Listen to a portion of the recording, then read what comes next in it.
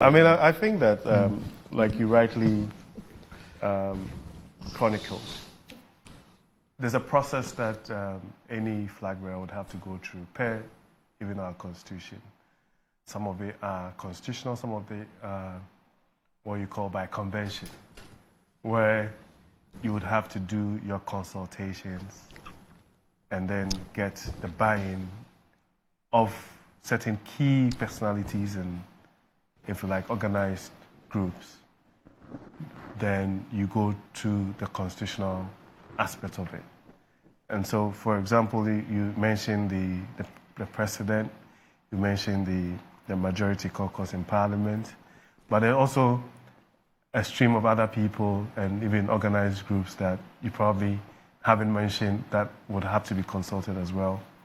Now, constitutionally, you have to go to NEC, and then NEC would also, once NEC agrees, you now go to the National Council, which is basically the body clothed with the power to actually accept or not of the choice that you have made. And I'm sure that these processes have been respected, it's been adhered to.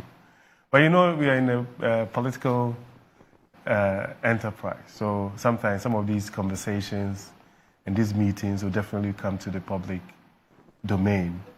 But for a political party that prides itself in making sure that we stick to the constitution that we are governed by, the processes has to be respected, and you have to basically make sure that you go through all these processes before you can do a formal announcement of a running mate. But from where I sit, by and large, the choice that the flag bearer has made has been widely accepted by the rank and file of the party. And these key, if you like, protagonists and organized groups within the party. And so for us, we're just waiting for tomorrow to come for the NEC meeting and also the National Council meeting. I'm sure that they're very close to where the action would actually happen. Mm-hmm. So you would definitely get the official announcement, and then we'll proceed from there. What went into the choice of Dr. Opoku-Prempeh? That question would have to go to the flag bearer. But if you want me to... He hasn't briefed you guys. No, but that's what I'm saying. That, I mean, there's a lot of things that would be considered.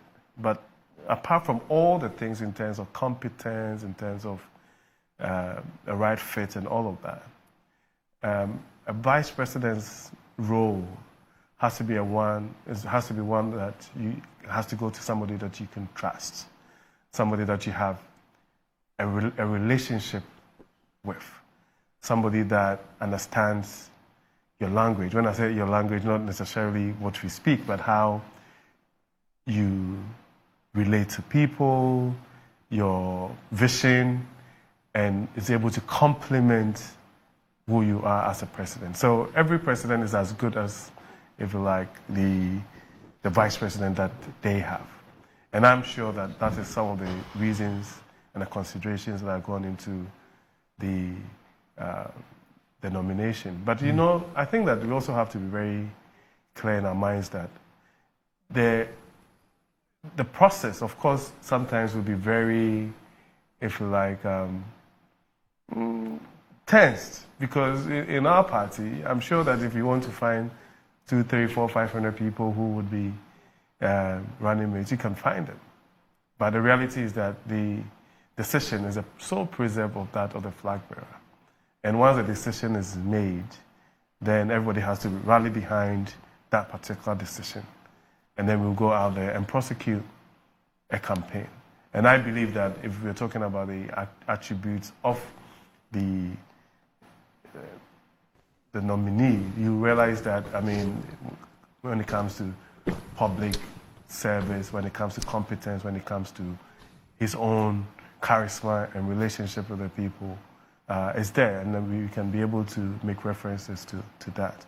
So for me, if you ask me, we're very excited. We are happy that gradually the process is coming to a certain conclusion, because sometimes some of these little asides, if you want to put it that way, sometimes distracts from the clear vision that we should be having and the focus on going out there, telling our side of the story, and prosecuting a campaign for 2024.